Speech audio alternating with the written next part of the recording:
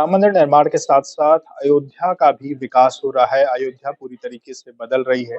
पर ये जो अयोध्या का विकास हो रहा है, वो किस तरीके से हो और जब विकास हो तो उसमें आने वाले समय में जो दिक्कतें आने वाली हैं, वो दिक्कतें ना हों।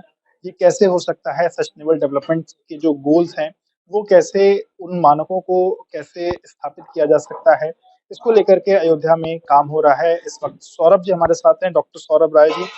सौरभ जी, आप लोग जिस तरीके से आर्टिफिशियल इंटेलिजेंस की मदद से अयोध्या के विकास में अपना योगदान देने जा रहे हैं, सबसे पहले तो वो किस तरीके का आपका योगदान है? क्या-क्या आपकी कंपनी करने वाली है? कैसे अयोध्या का विकास होने वाला है? मेरी कंपनी अरहस टेक्नोलॉजी और अयोध्या विकास प्राधिकरण ने एक एमओयू किया है, जिसके तहत हम एक वैदिक सस्टेनेबिलिटी सिटी इंडेक्स लॉन्च करने जा रहे हैं। इसमें जो यूनाइटेड नेशन के सस्टेनेबिलिटी के गोल्स हैं, जो एसडीजी 11 के मानक हैं, उनको और जो हमारी ऐतिहासिक धरोहर है, जो वैदिक धरोहर है, उनको उन दोनों का सम्मिश्रण करके हम एक इंडेक्स लाएंगे। इस इंडेक्स में जमीन, लोग, हरियाली, तरह-तरह के पैरामीटर होंगे, करीब 60 पैरामीटर होते हैं। और इन सारे पैरामीटर्स को रिपोर्ट करके शहर के लिए हम पहली बार अयोध्या एक ऐसा शहर बनने जा रहा है, जो खुद ही अपना रिपोर्ट कार्ड पब्लिश करेगा, वैदिक सस्टेनेबिलिटी सिटी इंडेक्स के फॉर्म में। ये कैसा क्या हर महीने ऐसा कोई इंडेक्स सब ये रिलीज़ होगा? हम अभी जो हमने प्लान किया है, वो हर क्वार्टर अपने को अपडेट करेगा। शुरू में 15 से 20 मानक होंगे, धीरे-धीरे ये मानक बढ़ते जाएँगे और कॉम्प्लिकेट होते जाएँगे। जैसे कि उदाहरण के लिए अगेन कि कितने लोग हैं, उनके लिए कितना हमारे पास ग्रीन कम्युनिकेशन और ग्रीन कम्यूट की व्यवस्था है। इस तरह के मानक ई-व्हीकल्स कितने हैं, ये भविष्य के लिए है। अभी के लिए पर व्यक्ति कितना पानी है, कितनी हरी ज़मीन है, आने-जाने की सुविधा है या नहीं, ऐसे 30-40। एक खास मानक है जो मैं लाना चाहता हूँ कि जो बूढ़े-बुजुर्ग हैं, जिनको चलने में तकलीफ होती है, जिसको एक्सेसिबिलिटी बोलते हैं, क्या उसकी क्या व्यवस्थाएँ हैं? ये सारी चीज़ें सस्टेनेबिलिटी सिटी मानकों में आती हैं, अलग-अलग टुकड़ों में। एक अनूठा प्रयास रहेगा अपने किस्म का, जहाँ सबको जोड़ के एक वैदिक सस्टेनेबिलिटी सिटी इंडेक्स हम लॉन्च करेंगे अयोध्या के लिए। और और ये कब लॉन्च होने वाली है? हमारा पूरा प्रयास रहेगा कि ये जनवरी में किसी समय इसका पहला वर्ज़न आ जाए। बिल्कुल इसके बाद ये अपडेट होता रहेगा, नए-नए मानक जुड़ते रहेंगे, डेटा और बेहतर होता जाएगा, सिमुलेशन इसका और बेहतर होता जाएगा। तो कल को जब करोड़ों तीर्थयात्री आएँगे, उस समय सिमुलेट करके शहर और विकास प्राधिकरण जान सकेगा कि क्या चेंजेज़ आ सकते हैं। तो कुल मिला के अगर आसान भाषा में ये समझा जाए तो जिस बात की ज़रूरत होगी वो क्या मतलब अगर किसी को जैसे आपने कहा ई-व्हीकल्स की बात की या आपने ग्रीन बेल्ट की बात की कि कितने हमारे पास लोग आ रहे हैं, उसमें कितने हमारे पास ग्रीन बेल्ट की अवेलेबिलिटी है या पानी की कितनी अवेलेबिलिटी है जो ज़रूरत के मानक के अनुरूप है कि नहीं? जी। बिल्कुल, बिल्कुल सर, वही चीज़ें रिपोर्ट होंगी जिनकी ज़रूरत है और कुछ चीज़ें जो भविष्य को देखते हुए रिपोर्ट होंगी और उसके बाद ये सारा जो डेटा है, इस डेटा को यूज़ किया जाएगा प्लानिंग में ताकि उस हिसाब से प्रोजेक्ट्स बने और जो प्रोजेक्ट्स चल रहे हैं जो हज़ारों करोड़ के, उसी हिसाब से वो भी मैनेज किए जाएँ ताकि उनसे नुकसान कम से कम।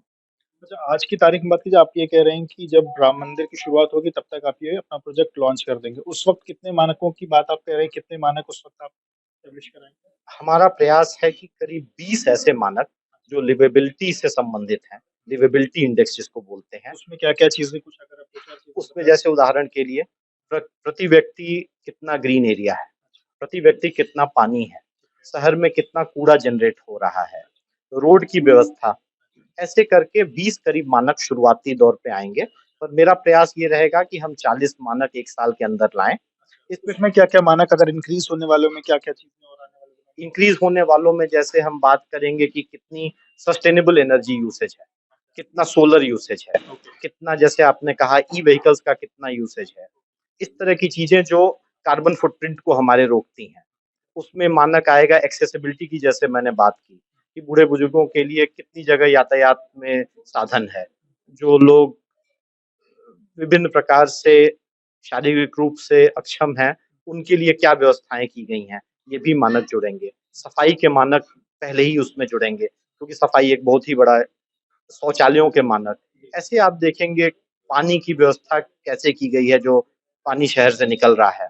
इस तरह के मानक एक-एक करके जो पॉल्यूशन, जो मौसम और जनरल शहरी विकास से जुड़े हुए हैं, वो जुड़ते चले जाएँगे इसमें। तो ये समझा जाए कि जो फुटफॉल बढ़ेगी अयोध्या में, उसको कैसे मैनेज किया जाए, ये आप कहीं न कहीं अयोध्या विकास प्राधिकरण को आपकी कंपनी मदद करेगी कि जो भी लोग आएँ, उनको जो मूलभूत सुविधाएँ हैं, वो मिल सकें। उनको मूलभूत सुविधाएँ मिल सकें और जब ये मूलभूत सुविधाएँ मिलें, तो शहरीकरण का नुकसान शहर पे ना हो, बल्कि शहर बेहतर हो। अच्छा सर, अभी इसके पहले क्या ये अयोध्या आपका पहला ऐसा शहर है, पहला ऐसा प्रोजेक्ट है जहाँ पे आप ये काम करने जा रहे हैं? इसके पहले कहीं कर चुके हैं आने वाले दिनों में? क्या काशी में, मथुरा में इस तरह की कुछ चीज़ देखने में को मिलने वाली है? जी, एज़ अ कंपनी तो हमने कई जगह ऐसे काम किए हैं, पर जो यहाँ देखने आप देखेंगे, वो अपने किस्म का दुनिया का पहला और अनूठा होगा। पहला ऐसा टेम्पल टाउन होगा जो सेल्फ रिपोर्ट करेगा अपने सस्टेनेबिलिटी इंडेक्स को, अपने को यूएन सस्टेनेबिलिटी डेवलपमेंट गोल से जोड़ेगा। तो ये एक विशेष और अनूठा प्रयास है जो अपने किस्म का पहला होगा। मैं श्योर हूँ कि बहुत जल्दी ही बाकी शहर भी इसको फ़ॉलो करेंगे। बहुत-बहुत शुक्रिया बात करने के लिए। तो ये जो आर्टिफ़िशियल इंटेलिजेंस की मदद से अयोध्या का विकास में ये एक अपने आप में एक अनूठा प्रयास है जो अयोध्या के विकास में मदद करेगा और जो भी लोग अयोध्या पहुँचेंगे उनको मूलभूत सुविधाएँ मिल जाएँ, इसका ख़ासा ध्यान रखा जाएगा और आर्टिफ़िशियल इंटेलिजेंस इसमें ख़ासा सहयोग करेगा। विवेक राय, एबीपी लाइव के लिए।